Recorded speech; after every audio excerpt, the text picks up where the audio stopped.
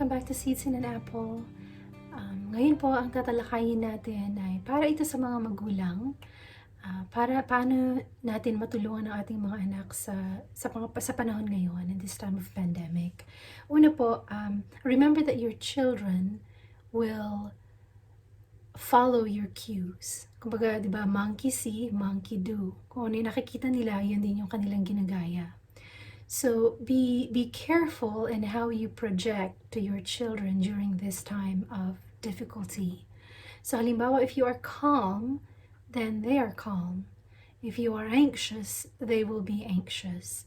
And so we need, as adults, we need to be able to regulate our emotions so that our children can also regulate their emotions. And that is safety.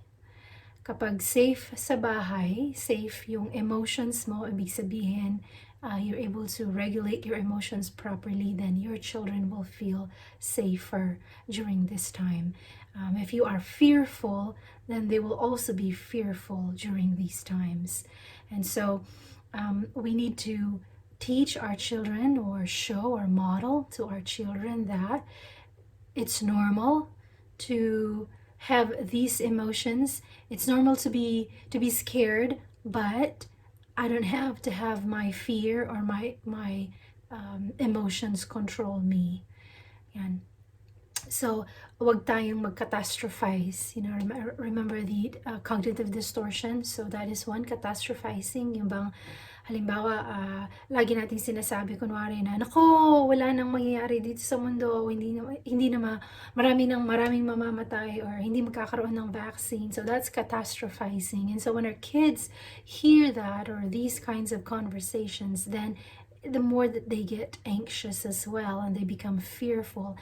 And remember that kids are not as able or they're not as good yet in regulating their emotions na kagaya sa atin adults.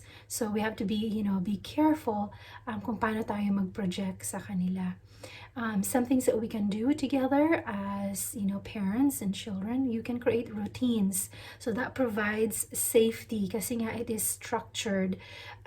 So routines could be kung anong oras kayo gumigising, tapos ano yung mga activities that you can do for the day, especially if you are still on quarantine or still on lockdowns or mga GCQ or ECQ, ganyan. So create routines, and you can also make it fun. Make learning about safety, learning about taking care of our bodies, about eating healthy. Make it fun for the children. Make it educational and a good productive activity for both of you and your child. The other one is, sa panahon natin ngayon, sobrang daming information out there. Isang click lang, ang dami ng information. So, kailangan i-regulate din natin ito kung anong mga information ang ibibigay natin sa ating mga anak. So, hindi ibig sabihin na lahat ng napapanood natin sa TV, lahat yun na i-share natin sa mga anak. O kaya, you just let the TV, kind of blaring in the background and kung ano-anong mga balita ang mga naririnig ng mga bata. So, make sure that you also are able to moderate that. So moderate, screen time for your children.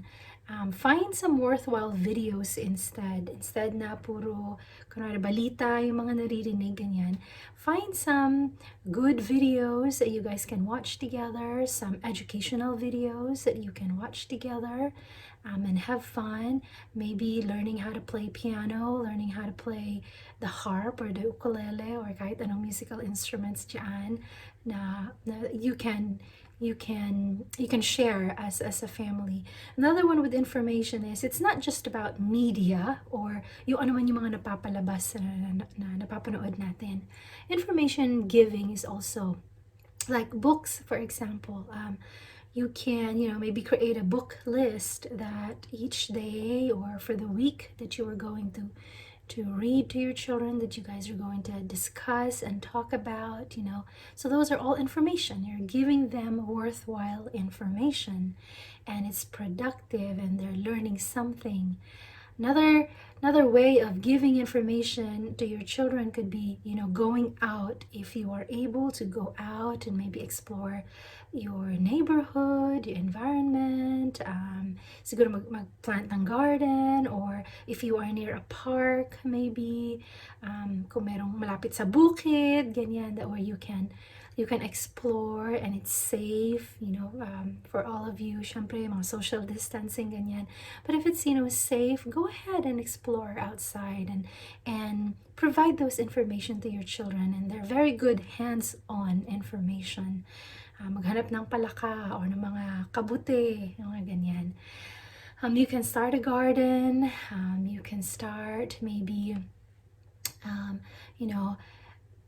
collecting plants, yan, maging mga plantito, plantita, ganun. So you can share that love with your children as well. The other one, third one, to help your children get through this and normalize the situation will be to remind them and to teach them how good they are at problem solving. Lalahanin niyo po ang mga bata, very, very innovative yan sila. They're very attentive, and so they always find ways, different ways, productive ways to problem solve. And if they do that, make sure that you catch them doing it and you praise them for what they do, sa kanilang paglalaro, sa mga social activities. Kids are very good at problem solving. So remind them how resilient they are, in how they problem solve, whether it be in their homework, sa mga chores nila sa bahay. Remind them that anxiety is okay, and it actually propels us to become better problem solvers. Yan. So hopefully po nakatulong ito sa inyo, and helping our children be more resilient during this time of difficult crisis. Remember that sometimes out of crisis comes greater things. Maraming mga bagay na nadidiskubre because of crisis. And utilizing these things, like providing, a safe space, a safe place for your children, and allowing them to be innovative and, be problem solvers, and providing them with correct and productive and right information will help them become more resilient, and be able to, kumbaga, mas nauunawaan nila kung ano yung nangyayari sa paligid nila without being too worried or too caught up in the stresses of what's going on. And yun naman ang kailangan ng mga bata. They need stability, they need that structure, and they need that support and love. Thank you for being here. I hope that this was helpful for you, and take care. Bye-bye. Until next time.